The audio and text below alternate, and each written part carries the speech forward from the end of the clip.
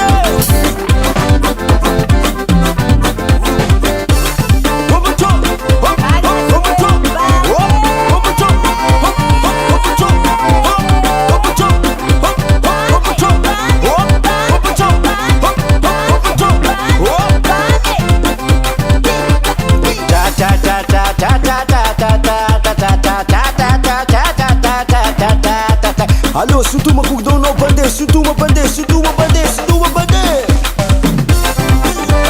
Volle cassette minutes, tu m'y as ça magasta. Volle cassette minutes, tu m'y as ça m'pagbo bandé. Volle cassette minutes, tu m'pas ça magasta. Volle cassette minutes, tu m'y as ça m'pagbo bandé. Allo, allo pagbo, allo pagbo, allo pagbo, allo pagbo bandé. Allo, allo, allo, pika, pika, pika, pika.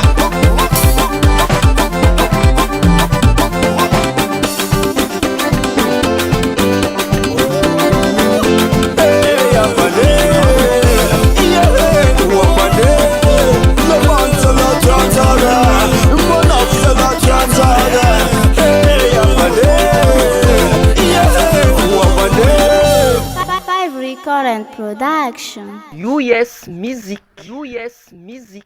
US Music.